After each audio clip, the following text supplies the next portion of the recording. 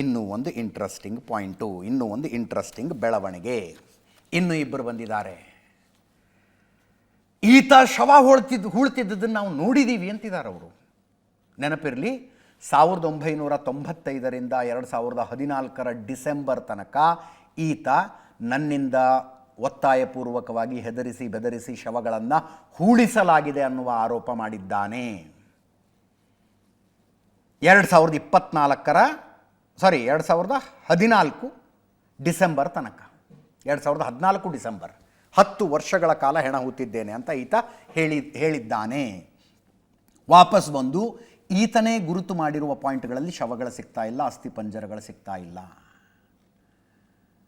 ಇನ್ನಿಬ್ಬರು ಬಂದಿದ್ದಾರೆ, ಈತ ಶವ ಹೂಳ್ತಿದ್ದದನ್ನು ಆವಾಗ ಹೂಳ್ತಿದ್ದದನ್ನು ನಾವು ನೋಡಿದ್ವಿ ಅಂತ.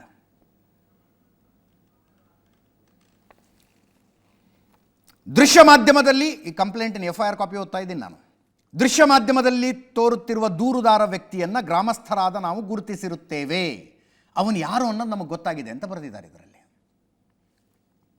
ಆತ ರಹಸ್ಯವಾಗಿ ಜನರಿಗೆ ಕಾಣದಂತೆ ಧರ್ಮಸ್ಥಳ ಗ್ರಾಮದ ವಿವಿಧೆಡೆ ಶವಗಳನ್ನು ಕೊಂಡೊಯ್ದು ಹೂತು ಹಾಕಿರುವುದನ್ನು ನಾವು ವಿವಿಧ ಸ್ಥಳಗಳಲ್ಲಿ ನೋಡಿರುತ್ತೇವೆ. ಯಾರಿಗೂ ಕಾಣದಂತೆ ಈತ ಶವಗಳನ್ನು ತೆಗೆದುಕೊಂಡು ಹೋಗಿ ಹೂಳ್ತಾ ಇದ್ದದ್ದನ್ನು ನಾವು ನೋಡಿದ್ದೇವೆ. ಎಷ್ಟು ಶವಗಳು ಅನ್ನುವ ಉಲ್ಲೇಖ ಇದರಲ್ಲಿ ಇಲ್ಲ. ಆತ ರಹಸ್ಯವಾಗಿ ಹೂತು ಹಾಕಿರುವುದಾಗಿ ಭಾವಿಸಿದ್ದರೂ ಗ್ರಾಮಗಳಲ್ಲಿ ಇಂಥ ವಿಷಯಗಳು ರಹಸ್ಯವಾಗಿ ಉಳಿಯುವುದಿಲ್ಲವೆಂಬುದನ್ನು ತಮಗೆ ತಿಳಿದಿರುತ್ತದೆ.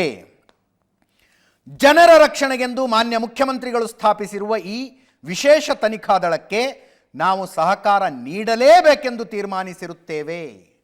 ದೂರುದಾರನು ತೋರುತ್ತಿರುವ ಸ್ಥಳಗಳಲ್ಲಿ ಮೃತದೇಹಗಳ ಕಳೆಬರಹಗಳನ್ನು ಹೊರತೆಗೆಯುವ ಕಾರ್ಯಾಚರಣೆಯಲ್ಲಿ ನಮ್ಮನ್ನು ಒಳಗೊಳಪಡಿಸಲು ಕೋರುತ್ತೇವೆ. ಅಂದರೆ ಆತ ಹೆಣ ತೋರಿಸ್ತೀನಿ ಅಂತ ಕರ್ಕೊಂಡು ಬಂದಿದ್ದಾನೆ ನಿಮ್ಮನ್ನು. ಅವನ ಜೊತೆಗೆ ನಮಗೂ ಬಿಡಿ. ಅವನಿಗೆ ಇವ್ರು ಹೇಳ್ತಾರೆ, ನೀನು ಇಲ್ಲಲ್ಲ ಕಣಯ್ಯ, ಅಲ್ಲಿ ಹೂತಿದ್ದು ನಿನಗೇನು ಸರಿಯಾಗಿ ನೆನಪಿಲ್ವಾ, ಮರ್ತು ಬಿಟ್ಟಿದೆಯಾ ನೀನು, ಇಲ್ಲಲ್ಲ ಅಲ್ಲಿ ತೆಗಿ ಅಂತ ನಾವು ಸರಿಯಾಗಿ ಹೇಳ್ತೀವಿ ಅಂತ. ಅವನ ಜೊತೆಗೆ ನಮ್ಮನ್ನು ಬಿಡಿ. ಪ್ರತ್ಯೇಕವಾಗಿ ಆತನು ರಹಸ್ಯವಾಗಿ ಹೂತು ಹಾಕುತ್ತಿದ್ದ ಸ್ಥಳಗಳನ್ನು ನಾವು ಎಲ್ಲೆಲ್ಲಿ ನೋಡಿದ್ದೇವೆ ಎಂದು ಸ್ವತಂತ್ರವಾಗಿ ತೋರಿಸುವ ಅವಕಾಶವನ್ನೂ ಕೋರುತ್ತೇವೆ.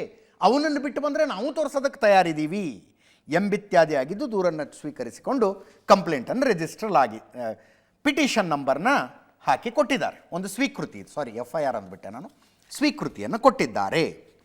ಕರ್ಕೊಂಡೋಗಿ ಅವ್ರನ್ನು ತೋರಿಸ್ಬೇಕು. ಇವನ್ನೆಲ್ಲ ನಿರ್ಲಕ್ಷಿಸುವಂಥದ್ದಲ್ಲ ಇದು.